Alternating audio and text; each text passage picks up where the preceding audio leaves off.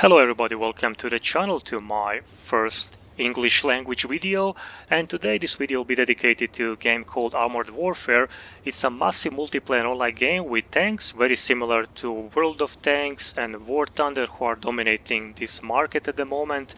And in this video I'll be giving a short introduction. I'll be comparing Armored Warfare to these two games that I mentioned before, World of Tanks and War Thunder, being myself also a long time World of Tank player since the beginnings of the game, 2010, and also War Thunder player since last few years.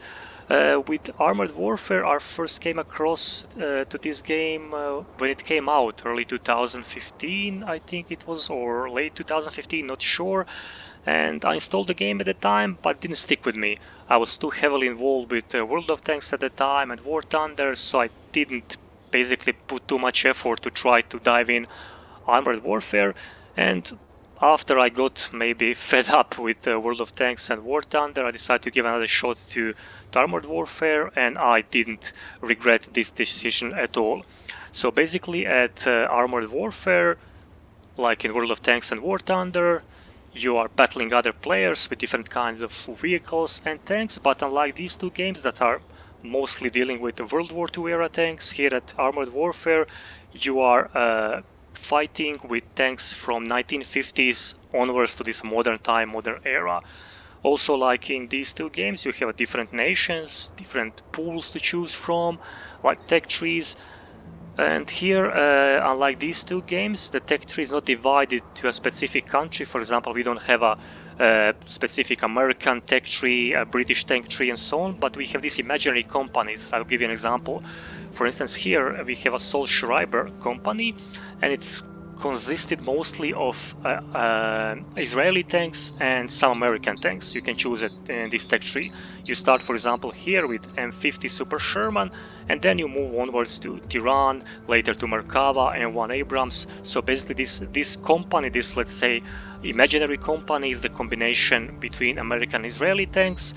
Let's see, this company here, Marat Shishkin, it's consisted mostly of Soviet and modern Russian tanks. You begin with PT-85, then from T-55, classic T-62, classic Soviet era tanks, and the later tiers, Tier 9 and Tier 10, are consisted of different variants of T-90 and the very modern one, T-14 Armata. So I hope you got the picture, very similar to World of Tanks and War Thunder.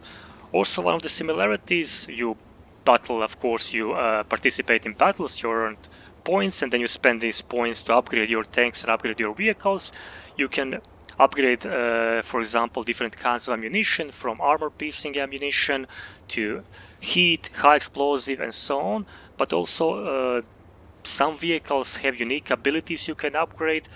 For example, I have here infantry fighting vehicle BMD-1. It's a Soviet era infantry fighting vehicle, and I can upgrade this vehicle with some unique abilities. For example, this Malyutka rocket here that I can attach later when I have enough points to explore it and research it. I can attach it also to the vehicle. Also, one of the unique characteristics of these infantry fighting vehicles is that also I can put 4 infantrymen at the back that I can use later in the battle. These are so-called active abilities. So, for example, this BMD-1 can have 4 different active abilities, from adjustable suspension to deploying AT squad, deploying sniper, and deploying mortar squad. So, for instance, in a battle, I can choose on one specific point on the battlefield to deploy my AT squad, and then this AT squad will be engaging enemy tanks and enemy vehicles when they are in range. Also, like in World of Tanks and War Thunder, here at Armored Warfare you also have different types of vehicle you can use and you can research, starting, for example, from this main battle tank, like this T-55 here. Then we have an example of light tank here, this T-92, then infantry fighting vehicle, BMD-1, and so on. I hope you got the picture. So, for example, at World of Tanks and War Thunder we have medium tank, light tank, heavy tank. Here this selection is a little bit more varied, from tank destroyers, infantry fighting vehicles, main battle tanks, light tanks, and so on. I hope you got the picture. But anyway, very similar to World of Tanks and War Thunder. Also, one more similarity is that you can train your crew, like you research your modules and your weaponry. You can also invest points in your crew to make them more better and more efficient in battle. The same when you do it in World of Tanks and War Thunder. There are two different modes to choose from when you choose to participate in battles. One of them is a random battle. It's very similar to random battles in War Thunder and World of Tanks. There are basically matches 15 versus 15 without a respawn, so when your vehicle is destroyed, when your tank is destroyed, the battle is over for you, and the goal there is to destroy all the opponent's tanks, all the opponent's vehicles, or capture the base, capture the point, and then hold it for a different amount of time. The second battle mode here, it's called Global Operation, and as you can see here, it is only available for vehicles of tier 5 or higher. And basically, it's very similar to random battles. Only difference is that you can respawn there. So after your vehicle is destroyed, you can respawn again, go back to the battle, and the winner is the team who reduces the opponent's points to 0 first. So very simple. Only difference is that, as I mentioned, you can respawn with your vehicles, and also you can only participate in these global operation battles when you have a tank or vehicle tier 5 or higher. So this was a very short introduction to Armored Warfare, and if you ever played a game in World of Tanks or War Thunder, you will be right at home with Armored Warfare.